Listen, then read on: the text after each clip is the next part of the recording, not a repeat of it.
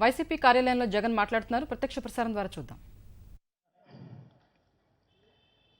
నిన్న మీటింగ్ జరిగింది. చంద్రబాబు నాయుడు గారు ఆ తర్వాత ప్రెస్ మీట్ పెట్టారు. రకరకాల ఆరోపణలు చేశారబ్బా. కులాలు, మతాలు, ప్రాంతాల మధ్య చిచ్చన్నాడు. వైఎస్ఆర్సీపీ పెడతా ఉందంటాడు. 6 మీడియా ఛానళ్లకు మాత్రమే ఎలా ముందే తెలిసింది అని అంటాడు. వైఎస్ఆర్సీపీ, కాంగ్రెస్ దీంట్లో పూర్తిగా చేసిందంతా వీళ్ళే అంటాడు. తర్వాత ప్రెస్ కాన్ఫరెన్స్లో ఆయన తలాతోకా లేని మాటలు చాలా మాట్లాడాడు. పట్టిసీమ దగ్గర నుంచి అమరావతి, అమరావతి దగ్గర నుంచి రాయలసీమ, రాయలసీమ దగ్గర నుంచి కాల్మనీ టాపిక్స్ దాకా మాట్లాడాడు. నేరస్తుడు అంటాడు, క్రిమినల్ అంటాడు, కరప్షన్ అంటాడు, డబ్బులు అంటాడు, డబ్బుల స్పాన్సర్ అంటాడు. కాపులు కేవలం 5 నుంచి 10% మాత్రమే కాపులు పార్టిసిపేట్ చేశారని చెప్పి నోటికొచ్చినట్టు మాట్లాడతాడు. పులివెందుల్లో ఇటువంటి జరిగినా పర్వాలేదు అనుకుంటాం, కానీ ఈస్ట్ గోదావరిలో జరగడం ఆశ్చర్యం అన్న మాటలు తన నోట్లో నుంచి చెప్తాడు. బీసీలు ఒప్పుకోవడం లేదు అని అంటాడు. ఈ నెల జీతాలు ఇవ్వడానికి కష్టంగా ఉన్నామని అంటాడు. ఎఫ్ఆర్బిఎం కన్స్ట్రెయిన్స్ ఉన్నాయి, అప్పులు తెచ్చుకునే పరిస్థితి కూడా లేదు అని అంటాడు. కమిషన్ వేసిన కమిషన్ ఒప్పుకోకపోతే కాపులకు రిజర్వేషన్ ఇవ్వడానికి మేమేమీ చేయలేం అని అంటాడు. అసలు నిజంగా ఆయన ప్రెస్ మీట్ చూసినప్పుడు నిజంగా ఆశ్చర్యం అనిపించింది. నేను ప్రెస్ మీట్ నిజంగా చూస్తూ ఉన్నప్పుడు ఇంతసేపు మాట్లాడాడు, కానీ ఆయన కాపులకు నేను ఏం చేస్తాను, ఎప్పుడు చేస్తాను అన్న మాట మాత్రం ఎక్కడా రాలేదు. నిజంగా ఆశ్చర్యం అనిపించింది ఆయన మాటలు మాట్లాడుతున్న తీరుని చూసినప్పుడు. నేరాన్ని అటువైపున తన తప్పుదం బయటికి రాకుండా చూసుకునేందుకు అవతలోల మీద అబాండాలు, తన తప్పిదం కప్పుపుచ్చుకునేందుకు అవతలోల మీద అబద్ధాలు చెప్పడం, అబాండాలు వేయడం. నిజంగా చంద్రబాబు నాయుడు గారిని అడగదలుచుకున్నాను నేను ఒకటి. అయ్యా చంద్రబాబు, ఇది మీ మేనిఫెస్టోనే కదా అని. చంద్రబాబు నాయుడు గారు ఎన్నికలకు ముందు ఇది మేనిఫెస్టో.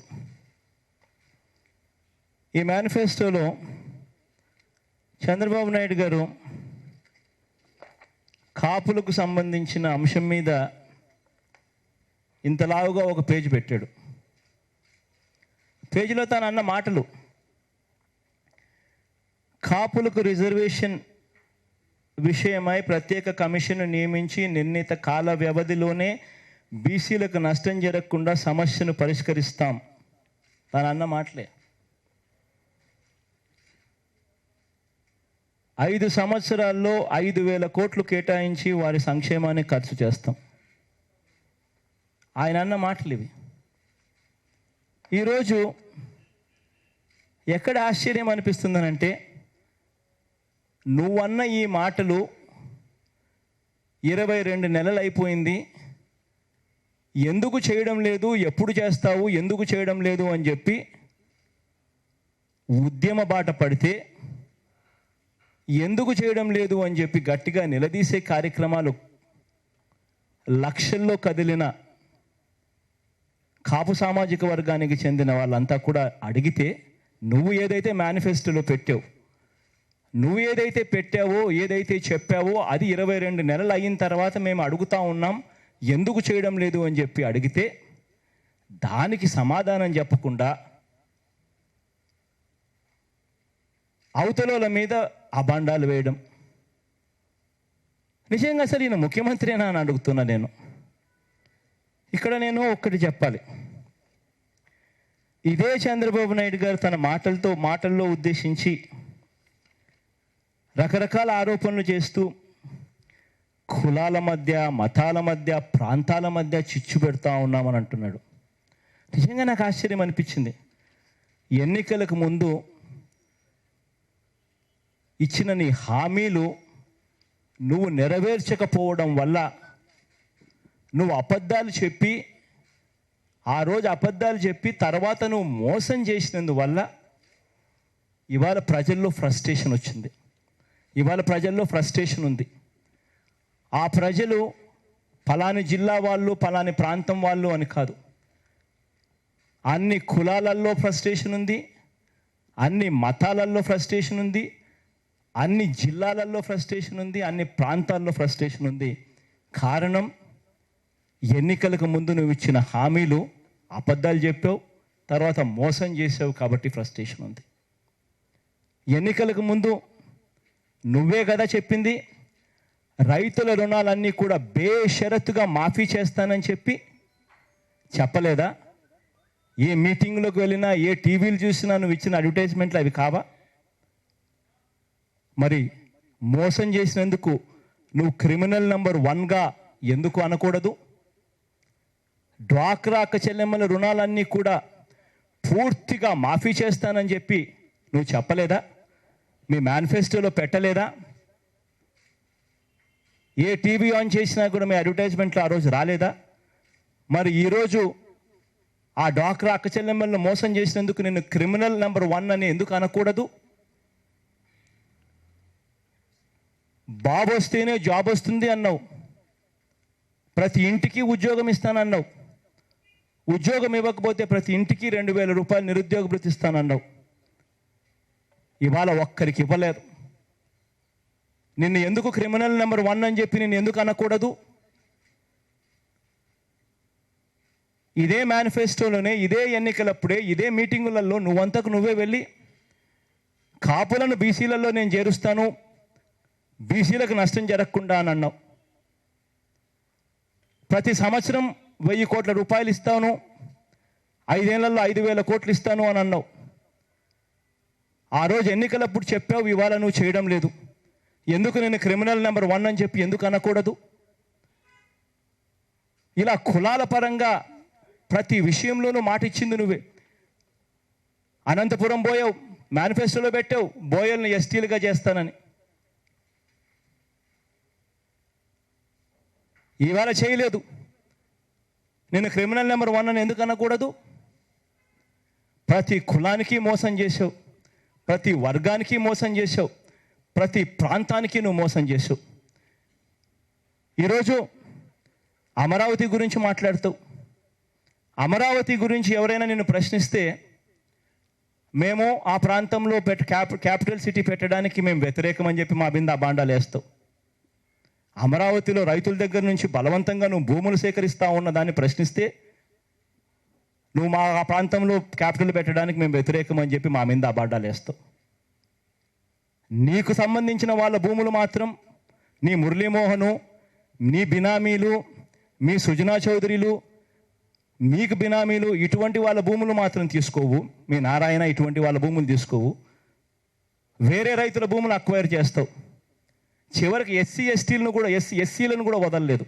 వాళ్ళకి ఇచ్చిన అసైన్డ్ భూములను కూడా చౌకబారు ధరకు కొనుక్కుంటావు, బలవంతం చేసి వాళ్ళ మీద ఒత్తిడి తీసుకొని వచ్చి, ఆ తర్వాత ఆ డీకేటీ భూములను రెగ్యులరైజ్ చేయడానికి, జీవోలు ఇవ్వడానికి నువ్వు సన్నాహాలు చేసుకుంటావు. ప్రశ్నిస్తే ఆ ప్రాంతంలో అమరావతిలో క్యాపిటల్ సిటీ పెట్టడానికి వైఎస్ఆర్సీపీకి ఇష్టం లేదని చెప్పి ఆ బండాలు వేస్తావు. పట్టిసీమను పోలవరం కట్టండయ్యా, పోలవరం ముద్దు, పట్టిసీమ వద్దు అంటే, పట్టిసీమలో స్టోరేజ్ కెపాసిటీ లేదు, పోలవరంలో స్టోరేజ్ కెపాసిటీ ఉంది, పోలవరం కట్టండయ్యా, వరదలు వచ్చినప్పుడు నీళ్ళు అక్కడ ఆపుకోవచ్చు, ఆ ఆపిన నీళ్లను, స్టోర్ చేసిన నీళ్లను కరువు సమయాలలో కిందికి వదలొచ్చు, అందుకనే పోలవరం ముద్దు, పట్టిసీమ వద్దు అని అంటే, కమిషన్ల కోసం, లంచాల కోసం పట్టిసీమ కడతావు. 22% ఎక్సెస్కు పట్టిసీమ ఇస్తావు కమిషన్లు తీసుకొని. మళ్ళీ మేము గట్టిగా నిలదీస్తే రాయలసీమకు వైఎస్ఆర్ కాంగ్రెస్ పార్టీ వ్యతిరేకి అని చెప్పి అబాండాలు వేస్తావు. నిజంగా కాలుమని విషయంలో నీకు సంబంధించిన, నీ దగ్గరనే నీకు సంబంధించిన ఎమ్మెల్యేలే, నీకు సంబంధించిన ఎమ్మెల్సీలే, నీకు సంబంధించిన నువ్వే, నిన్ను కలిసిన వాళ్ళే నీ ఇంటెలిజెన్స్ డీజీని కలిస్తా ఉండి ఫోటోలతో సహా దొరికితే నీకు ప్రమేయం ఉంది, నీ ఎమ్మెల్యేలకు ప్రమేయం ఉంది, నీ ఎమ్మెల్సీకి ప్రమేయం ఉంది, వాళ్ళను అరెస్ట్ చేయవు. అరెస్ట్ చేసినా వాళ్ళకి స్టేషన్ బెయిల్ ఇచ్చి, కోర్టుకు కూడా పోవాల్సిన పనుల స్టేషన్లలోనే బెయిల్ ఇచ్చి పంపిస్తూ ఉన్నావు. ఇంత దారుణంగా నువ్వు వ్యవహరిస్తూ ఉన్నావు అని అంటే, ఆడవాళ్ళ జీవితాలతో చెలగాటమాడుతూ వాళ్ళను బలవంతంగా వాళ్ళ జీవితాలతో నువ్వు నాశనం చేస్తూ ఉన్నావు అని అడిగితే, గట్టిగా ప్రశ్నిస్తే, కాల్మనీ మీద వైఎస్ఆర్ కాంగ్రెస్ పార్టీ ప్రశ్నిస్తూ ఉంది, వీళ్ళు విజయవాడకు వ్యతిరేకం అని అంటారు. అసలు నిజంగా కాపులు ఇవాళ మీటింగులు పెట్టుకొని 22 నెలల తర్వాత నిన్ను గట్టిగా నిలదీస్తే పార్టీలకు అతీతంగా ప్రతి ఒక్కరూ కదిలారు. నువ్వేదైతే మేనిఫెస్టోలో పెట్టావో దాన్నే గట్టిగా నిన్ను నిలదీస్తూ ఎందుకు చేయడం లేదని అడిగితే వాళ్ళ మీద అబండాలు. వైఎస్ఆర్ కాంగ్రెస్ పార్టీ కాంగ్రెస్ అంటావు. అక్కడ కూడా నీ రాజకీయ అవసరాల కోసం అదే మీటింగ్ కన్నా లక్ష్మీనారాయణ అటెండ్ అయ్యాడు బీజేపీ తరఫున. ఆయన పేరు చెప్పడు, బీజేపీ పేరు చెప్పడు. కారణం, బీజేపీ పేరు చెప్తే వాళ్ళు చంపకేసి కొడతారేమో అని భయం. ఎక్కడయ్యా రాజకీయాలు? నిజంగా ఆ మీటింగ్ను అన్ని రకాలుగా నువ్వు ఇబ్బందులు పెట్టే కార్యక్రమం చేసావు. ఆ మీటింగ్ ఆపాలని చూసావు. ఆ మీటింగ్ జరగకుండా 22 నెలల తర్వాత నువ్వు ఎందుకు చేయడం లేదు అని చెప్పి వాళ్ళు గట్టిగా నిన్ను నిలదీస్తూ జనవరి 31వ తారీఖున మేము మీటింగ్ పెడతాము అని చెప్పి 4-5 నెలల కిందట వాళ్ళు చెప్తే ఆ మీటింగ్ జరగకుండా చూడాలని చెప్పి విశ్వ ప్రయత్నం చేసావు. 15-17 నిమిషాలు తాను మాట్లాడిన వెంటనే భావోద్వేగాల మధ్య అందరినీ తీసుకెళ్ళి రైల్ రోకో కార్యక్రమాలు చేయాలి అని చెప్పి తాను పిలుపునిచ్చాడు. అందరూ బయలుదేరి వెళ్ళారు. దాంట్లోనే మీడియా వాళ్ళందరూ కూడా అక్కడి నుంచి ఆయనతో పాటు ఫాలో అవుతూ రైల్వే స్టేషన్ల దగ్గరికి వెళ్ళారు. తెలీదా నీకు? అందరికీ తెలిసిన విషయమే కదా. మరి 6 ఛానల్లో మాత్రమే ఎలా తెలుసు అని అంటూ, ఏందయ్యా 6 ఛానళ్ళు? నువ్వు చూసి ప్రతి ఛానల్లో దాన్ని టెలికాస్ట్ చేసినాయి. రేపు పొద్దున 6 ఛానళ్ళు కూడా ఎందుకు 6 ఛానళ్ళ మీద ఎందుకు చెప్తా ఉన్నాడు అని అంటే, రాష్ట్రంలో ఇక రేపు పొద్దున కాపు ఆ ఉద్యమం సంబంధించి ఎవరు కూడా కవరేజ్ చేయకూడదు. ఎవరైనా కవరేజ్ చేశారు అని అంటే వాళ్ళు కూడా కుట్రలో భాగం అని చెప్పి వాళ్ళ మీద కూడా ఎమోషనల్గా బ్లాక్మెయిల్ చేయడం కోసం వాళ్ళ మీద కూడా అబాండాలు వేయడం. నిజంగా జరిగింది ఏమిటి? నువ్వు ఎందుకు చేయలేకపోయినావు అని ప్రశ్నిస్తే వాళ్ళ ఎమోషన్స్తో నువ్వు ఆడుకొని అబాండాలు వేసే కార్యక్రమం చేస్తూ ఉంటాం. నిజంగా క్రిమినల్ అని చెప్పి నువ్వు అంటావు. ఇదే క్రిమినల్ బుర్ర నీది కాదా అని అడుగుతా ఉన్నా. 1988లో ఇదే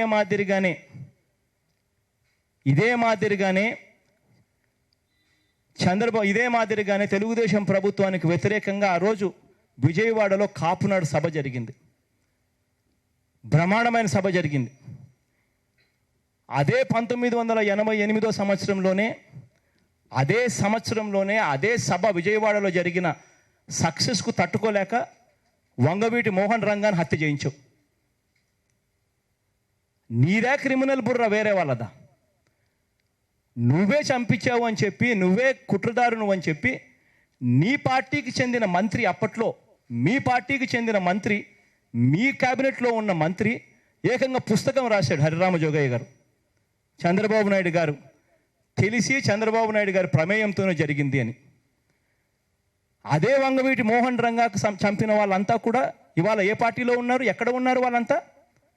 అదే వంగవీటి మోహన్ రంగారావు గారిని చంపిన ముద్దాయిలు ఇవాళ స్పీకర్. ఒకరు స్పీకర్ పోస్ట్లో ఉన్నారు ముద్దాయిలుగా ఉన్న వాళ్ళు. ఒకరు దేవినేని ఉమా మంత్రి, ఒకరు కోడేల స్పీకర్, ఒకరు మంత్రి దేవినేని ఉమా. మరొకరు విజయవాడ నుంచి విశాఖపట్నంకి వెళ్ళి విశాఖపట్నంలో ఎమ్మెల్యేగా తెలుగుదేశం తరపున గెలిచి రామకృష్ణ నాయన మళ్ళా ఎమ్మెల్యేగా తెలుగుదేశం పార్టీలో ఉన్నాడు. చంద్రబాబు నాయుడు గారు ఇంకొక ముద్దాయి. ఎవరండి క్రిమినల్స్? క్రిమినల్ బుద్ధి ఉన్నది చంద్రబాబు నాయుడు గారికి. ఆలోచనలు అన్ని దుర్మార్గపు ఆలోచనలు, చేసేటివన్నీ ఇటువంటి కార్యక్రమాలే. నెపాన్ని మాత్రం, అబండాలు మాత్రం వేరే వాళ్ళ మీద వేయడం. ఇదా రాజకీయాలంటే? రాజకీయాలంటే స్ఫూర్తినిచ్చే విధంగా ఉండాలి. నువ్వు మేనిఫెస్టోలో పెట్టావు కాబట్టే ఇవన్నీ గట్టిగా నిలదీస్తూ ఇవాళ అడుగుతా ఉన్నారు. ఇవాళ నువ్వు అంటా ఉన్నావు బీసీలందరూ కూడా ఒప్పుకోవడం లేదు అని చెప్పి కాపులు చేస్తూ ఉన్న దానికి అంటున్నావు. ఎందుకు ఒప్పుకోరయ్యా బీసీలు? నేను అడుగుతా ఉన్నాను ఇదే చంద్రబాబు నాయుడు గారిని. బీసీలకు నష్టం జరగకుండా కాపులు రిజర్వేషన్స్ ఇస్తానని చెప్పి నువ్వు మేనిఫెస్టోలో పెట్టావు. మరి బీసీలకు నష్టం జరగకుండా నువ్వు చేస్తే ఎందుకు బీసీలు ఒప్పుకోరు?